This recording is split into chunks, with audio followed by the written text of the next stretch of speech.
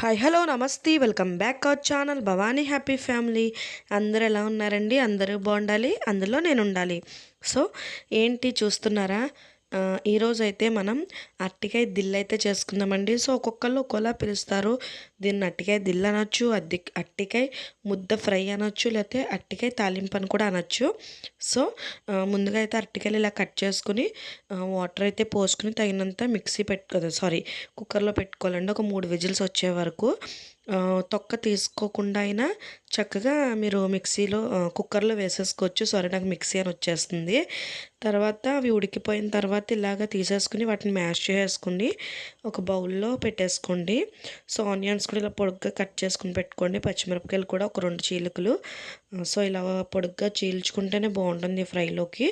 తర్వాత stove on చేసి కడాయి పెట్టేసుకుని తగినంత నూనె పోసుకుని తర్వాత నూనె హీట్ ఎక్కిన తర్వాత కొంచెం ఆవాలు, ఆ తర్వాత ఆవాలు కూడా కొంచెం ఫ్రై అయిన తర్వాత జీలకర్ర కొంచెం కొంచెం ఫ్రై అయిన తర్వాత పచ్చిశనగపప్పు, అలాగే వెల్లుల్లి రెబ్బలు కొట్టి వేసుకోవాలి. అంటే కొట్టి వేసుకోవాలన్నమాట. మామూలుగా వేసుకుంటే పేలే అవకాశం ఉంటుంది. సో అవి కూడా ఫ్రై చేయాలి మొత్తం. సో మీ దగ్గర కరివేపాకు ఉంటే అది కూడా అవైలబుల్ ఉంటే వేసుకోండి. తర్వాత ఇంకొక విషయం, ఇంకా మన ఛానల్ ఎవరైనా సబ్స్క్రైబ్ చేసుకోకపోతే వెంటనే సబ్స్క్రైబ్ చేసుకోండి. పక్కనే బెల్ ఐకాన్ ఉంటుంది.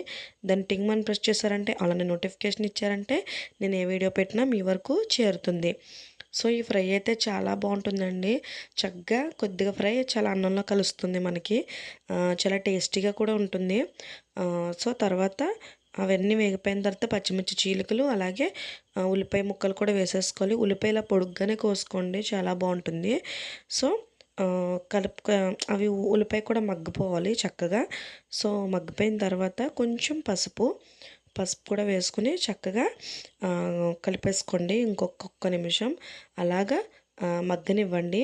తర్వాత వచ్చేసి సాల్ట్ కూడా వేసేసుకోండి. నేనైతే సాల్ట్ ముందే వేసేసాను. ఒక 2 స్పూన్స్ అయితే నేను సాల్ట్ వేసేసుకున్నాను, మీకు వీడియో క్లిప్లో కనిపిస్తున్నట్టు. సో సాల్ట్ కూడా వేసేసుకుని బాగా ఫ్రై చేసిన తర్వాత కొంతసేపు ఒక 1 మినిట్ ఫ్రై అయిన తర్వాత అది మనం అరటికాయ ఫస్ట్ మొత్తం మ్యాష్ చేసుకుని పెట్టుకున్నాం కదండి, అది కూడా వేసేసుకోవాలి. సో మరి అంతలా మ్యాష్ ఏం అక్కర్లేదు, ఇంకొంచెం సరిపోతుంది. ఇలా అయితే సరిపోతుంది. చక్కగా మగ్గిపోయి ఉంటుంది, మనకి ఎంతోసేపు వేగక్కర్లేదు కూడా. ఒక 10 నిమిషాలు చక్కగా కింద నుంచి పైకి, పైనుంచి కిందకి అలా వేపుకున్నామంటే సరిపోతుంది అనమాట. తర్వాత చిటికెడు కారం అనమాట. ఎవరు కారంగా ఎక్కువ తినేలా ఉంటే కనుక కొంచెం ఎక్కువ కారం వేసుకోండి. సో నేనైతే పిల్లలు తింటారు కాబట్టి కొంచెం తక్కువ కారమే ప్రిఫర్ చేస్తాను ఏ వంటలోకైనా. సో హెల్త్కి మంచిది కాబట్టి కారాలు ఉప్పులు తక్కువ తింటాం. తర్వాత వచ్చేసి ధనియాల పొడి కొంచెం వేసుకోండి, ఫ్లేవర్ చాలా బాగుంటుంది. జీలకర్ర పొడి, ధనియాల పొడి కలిపి ఒక 1/2 స్పూన్ వేస్తున్నాను నేను. సో తర్వాత అదంతా కలిపేసుకున్న తర్వాత ఫైనల్గా కొత్తిమీర అయితే చల్లేసుకుని చక్కగా కలిపేసుకుని లాస్ట్లో నిమ్మకాయ చెక్క ఉంటే నిమ్మకాయ చెక్క పిండుకోండి ఫ్రెండ్స్. చాలా టేస్టీగా ఉంటుంది. అన్నంలో కలుపుకున్నప్పుడు పుల్లగా భలే ఉంటుందన్నమాట. తినేటప్పుడు చాలా బాగుంటుంది. చక్కగా మీరు ఒకవేళ అందులో కలుపుకోకపోయినా మీరు అన్నంలో ఫ్రై చేసుకున్న తర్వాతనే నిమ్మకాయ పిండుకోండి, చాలా బాగుంటుంది. సో అది మీ ఆప్షన్, నిమ్మకాయ అనేది. సో ఎలా వచ్చిందో ట్రై చేసి కామెంట్ చేయండి, అండ్ లైక్ చేయండి, షేర్ చేయండి, సబ్స్క్రైబ్ చేసుకోవడం మర్చిపోవద్దు. Bye bye.